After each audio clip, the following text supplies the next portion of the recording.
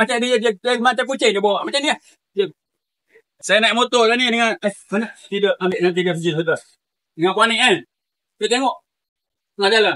না মুরব্বী বলছে যে ও এই ওর এই 70 বছর বয়সেও জীবনে কোনোদিন দেখেনি এ। প্রিয় বন্ধুরা, প্রাণীকুলের ভিতরে এটি একটি আজব প্রাণী। ঠিক কাঁধে বাচ্চাদের মতো হাঁটে। সেপাদান কাবিনি বাজি? সেপাদান Kabini? Tangkap mana? Kayu. Dekat mana ni tangkap? Dalam ni depan. Depan kat pokok buluh. এই বিরল প্রাণীটি কিভাবে ধরলো মুরব্বী তার Saya naik বিবরণ motor lah ni দিচ্ছে। dengan... mana? Tidak ambil nanti dia pergi sudah. Dengan puan ni kan. Kita tengok. Tengah jalan. Yang macam kucing lah. Kucing gombo anak dia ni. হ্যাঁ macam nampak tikus।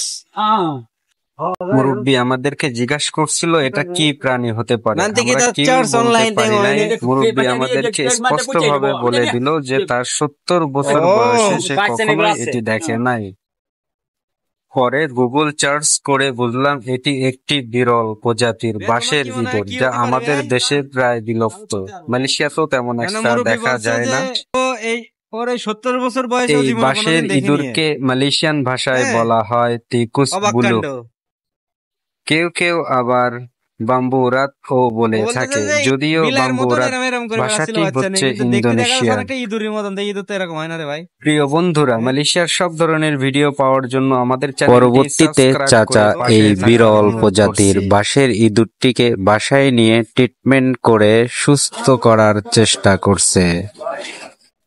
আমাদের মতো আপনিও যদি এই বিরল প্রজাতির বাঁশের ইঁদুরটি প্রথম দেখে থাকেন তাহলে কমেন্ট বক্সে জানিয়ে যাবেন।